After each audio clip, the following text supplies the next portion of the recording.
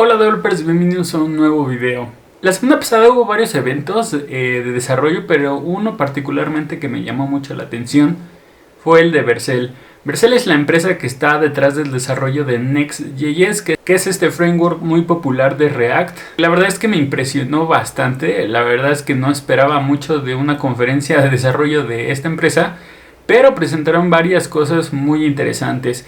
Este video es sobre un resumen muy pequeño de algunas de las novedades que mostraron en esa conferencia.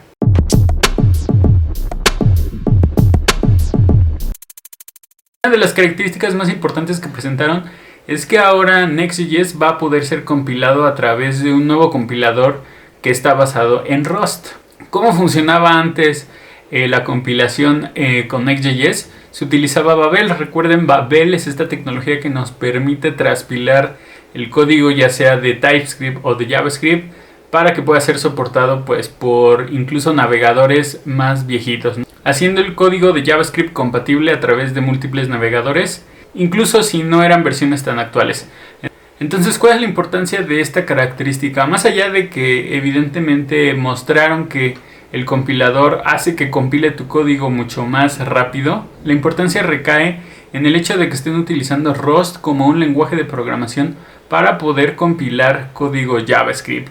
No tanto como lo veníamos haciendo con Node o con algunas otras herramientas en donde todo el stack de tecnologías pues evidentemente tenía que ver con JavaScript. Aquí estamos hablando de un nuevo lenguaje de programación que, si bien poco a poco va incrementando su uso, ahorita estamos viendo un resultado mucho más impresionante, porque ya no solo se trata de hacer simples ejercicios con Rust, sino que ahora estamos teniendo un compilador completo para poder ejecutar nuestras aplicaciones con Next.js. Rust para muchos es, digamos, el nuevo C y C++, porque justamente tiene las características necesarias para poder manejar memoria de una forma mucho más efectiva. No diría que mejor ni peor, pero más efectiva que lo hace C y C++.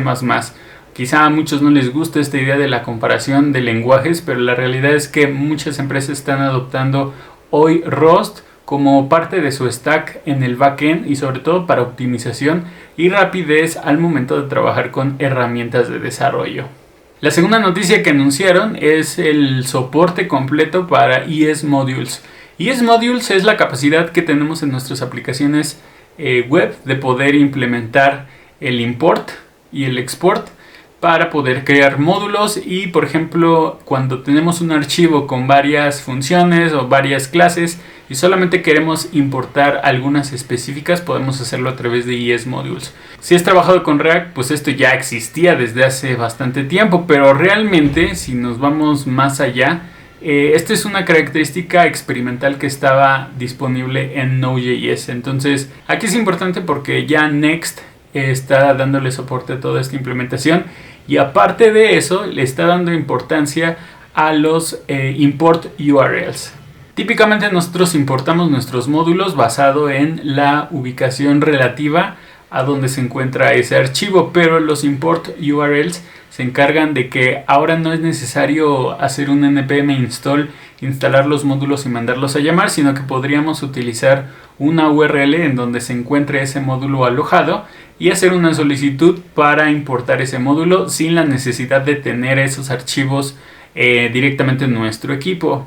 Esta es una funcionalidad que también ya se viene platicando un poco en las últimas versiones de React, pero la verdad es que lo impresionante es que aquí ya le están dando soporte completo. Es decir, ni siquiera se están esperando a que el propio equipo de React lance de forma estable estas funcionalidades, sino que el equipo de Next.js ya le está dando completo soporte a través de, claro, diferentes implementaciones. Otra característica o funcionalidad bastante importante se llama middleware. En Next.js no teníamos algo así tan específico, pero lo que nos brinda es la capacidad de tener o crear middleware para nuestras solicitudes HTTP. Básicamente el middleware, cuando nosotros hablamos nivel de solicitud HTTP, lo que hace es que nos llega una solicitud HTTP, el middleware o estas funciones o pedazos de código van a recibir tu solicitud HTTP, y por ejemplo si tú quisieras hacer una autenticación de usuario o solamente permitir a ciertos usuarios acceder a ciertas partes de tu aplicación o sitio web basados en el rol que tienen,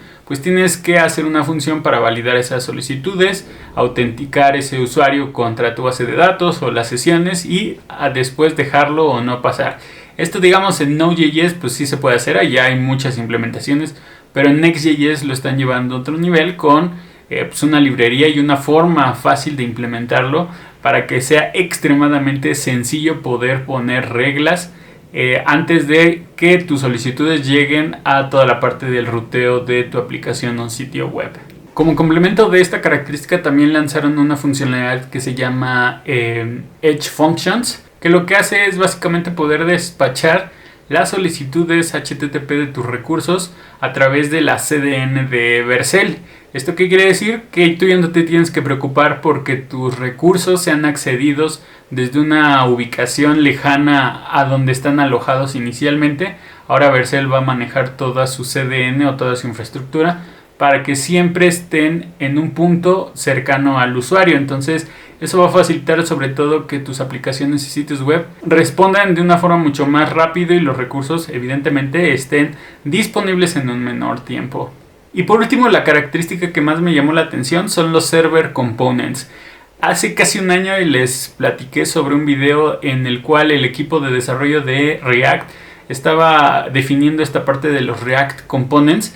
La verdad es que digamos que es un concepto que ya se ha venido trabajando, no es que sea totalmente nuevo, pero ahora el equipo de Next.js ya lo está liberando de una forma oficial. ¿A qué nos referimos con los Server Components y cuál es la diferencia entre Server-Side Rendering o Client-Side Rendering? Cuando nosotros hablamos de Client-Side Rendering significa que nosotros vamos a recibir toda la información, el HTML o el código de nuestro servidor y el cliente va a hacer todo el renderizado o todas las operaciones para construir nuestra aplicación. Cuando hablamos de Server-Side Rendering significa que ya vienen algunas partes construidas del lado del servidor, pero en el cliente seguimos recibiendo la información como JSON. Al final nosotros seguimos construyendo los componentes hasta que tenemos la información en el cliente.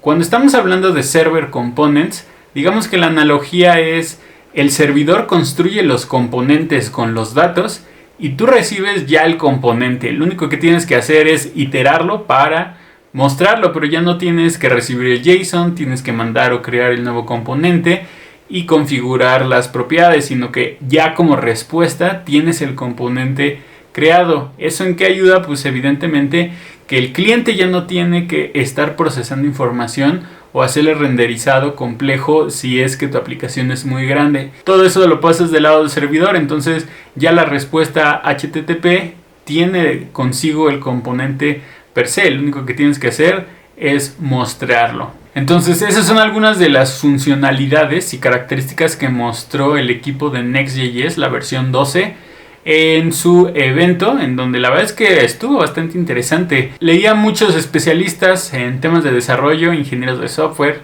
que la verdad es que estaban bastante impresionados por cómo el equipo de Next.js ha estado trabajando sobre todo en temas de performance, en crear nuevas funcionalidades que quizá no están disponibles en otros frameworks.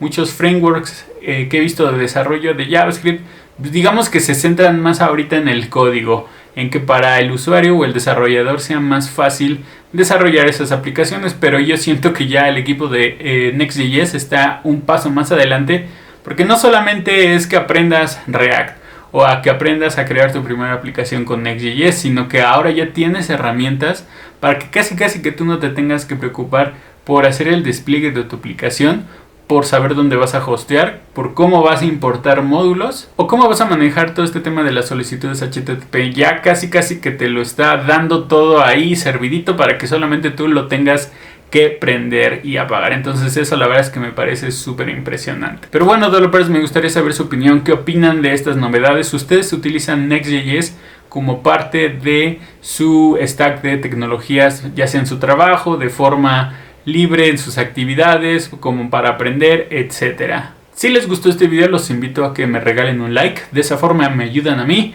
y al algoritmo de YouTube para que este video sea recomendado con más desarrolladores. También los invito a que se suscriban al canal, que activen la campanita de notificaciones para seguir recibiendo videos como este. Y bueno, developers, gracias por ver este video. Nos vemos la próxima.